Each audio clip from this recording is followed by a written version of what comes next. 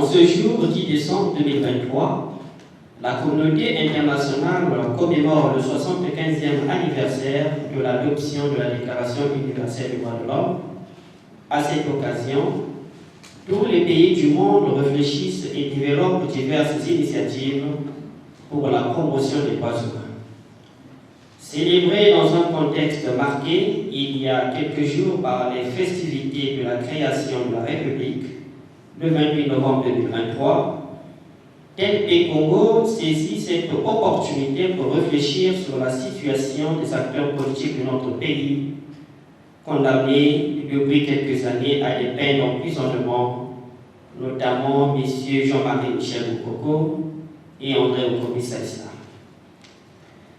Déjà le 7 août 2023, TNP Congo s'était adressé au président de la République en ces termes. L'article 92 de la Constitution du 25 octobre 2015 nous renseigne que vous êtes investi du pouvoir d'accorder une grâce à tout compatriote, quel que soit le motif de sa condamnation. C'est à la lumière de celui-ci que nous vous adressons cette lettre qui, pour nous, est un cri de cœur par lequel nous sollicitons votre humanité. Votre capacité à dialoguer et à pardonner ne laisse aucun doute, car la paix se nourrit à la sève du dialogue. Rappelez-vous aux filles et aux fils de ce pays lors de votre discours sur l'état de la nation devant le Parlement réuni en congrès le 17 décembre 2019. En octobre 2023, TNP Congo a de nouveau écrit au président de la République pour solliciter une rencontre dans le but d'échanger avec lui sur les motivations de cette démarche.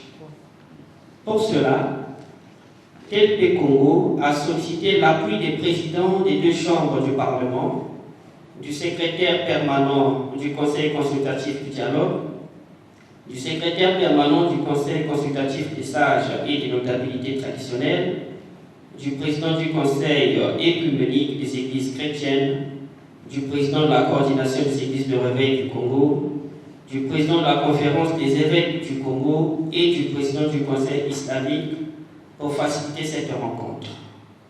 Toutes ces démarches n'ayant pas abouti, permettez-nous, Monsieur le Président de la République, de solliciter publiquement votre pardon en faveur de nos compatriotes en fin d'année.